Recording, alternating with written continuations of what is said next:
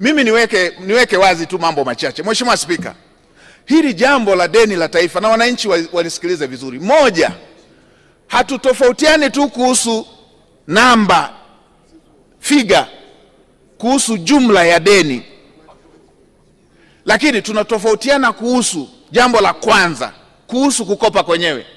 Hatujaelewana vizuri kuhusu hili jambo la kukopa. Wengine wanadhani tunakopa kwa sababu nchi yetu ni maskini. Wengine wanadhani tunakopa kwa ajili ya matumizi ya kawaida. Wengine wanadhani ni Tanzania tu inayokopa. Mheshimiwa Spika, moja, hatukopi kwa sababu sisi ni maskini. Tunakopa kwa sababu sisi ni matajiri. Mheshimiwa Spika, maskini huwa hakopi. Maskini hakopi kwa sababu hana cha kulipa. Haaminiki. Maskini hawezi kuaminika kukopa. Mheshimiwa Spika, na hili jambo la umaskini ni subjective, ni jambo ambalo si objective, ni jambo ambalo tunaenda ngazi kwa ngazi. Yule aliye tajiri zaidi duniani ndio mwenye deni kubwa zaidi duniani. Iko hivyo.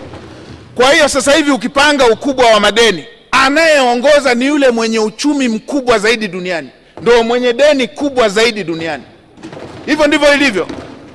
Kwa yale manchi yote 10 yanayoongoza kwa uchumi duniani ndio yenye madeni makubwa duniani.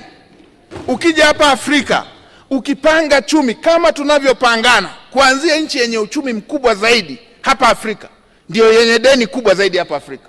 Nchi ya mwisho kwa uchumi hapa Afrika ndio yenye deni dogo zaidi, na zingine hazina hata deni.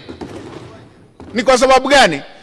Ukopaji ni utekelezaji tu wa mradi, kwamba unachukua fedha kubwa kwa mara moja, utekeleze mradi, halafu ulipe kutokana na kipato kile ambacho ungekitekeleza kwa mwezi moja.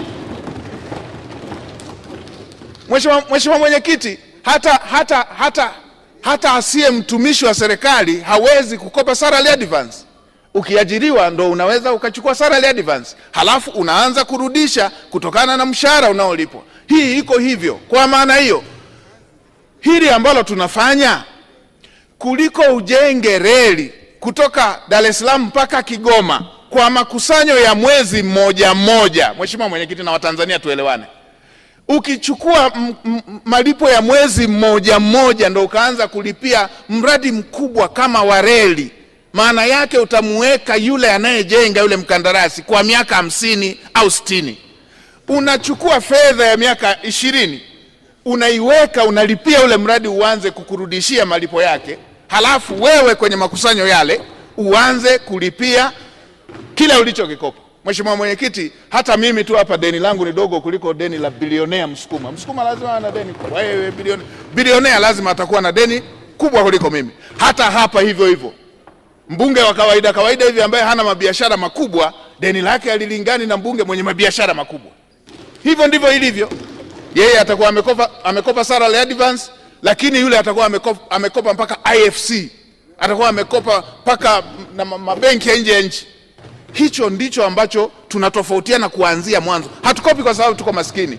Tunakopa kwa sababu tunaaminika, na tunakopa kwa sababu tunatekeleza miradi ya msingi ya kimaendeleo. Hicho ndicho ambacho tunafanyika.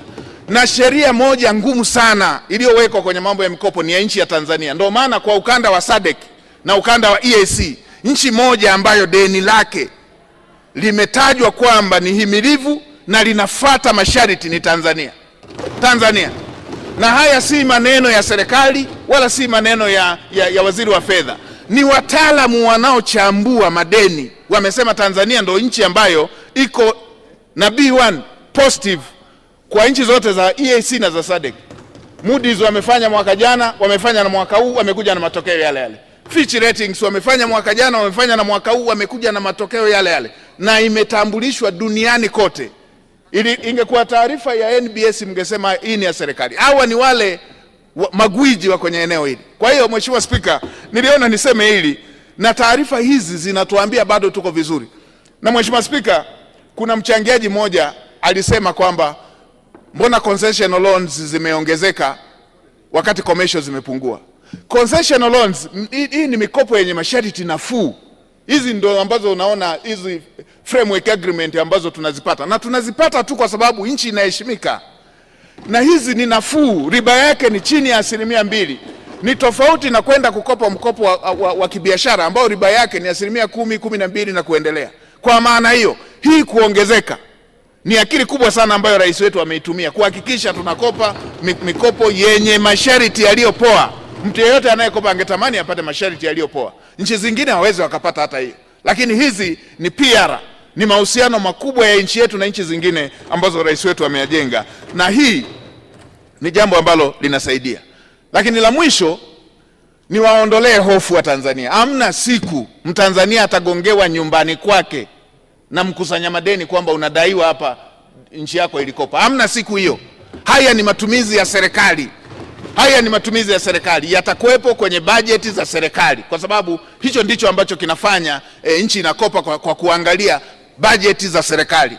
Sasa wenzetu wanaenda huko wanaanza kumwambia mwanakijiji aliyeko kule, ninyi hapa mnadaiwa, ninyi hapa mnadaiwa. Labda wao ndo wanawadai ile michango ya kwa ajili ya kuendesha vyama vyao vya siasa. Lakini deni la taifa, hakuna siku Mtanzania mmoja atakutwa nyumbani kwake kwamba wewe unadaiwa, kwamba ataswagiwa mifugo yake ama atachukuliwa mahindi yake. Utaratibu wa uendeshaji wa nchi hauko namna hiyo.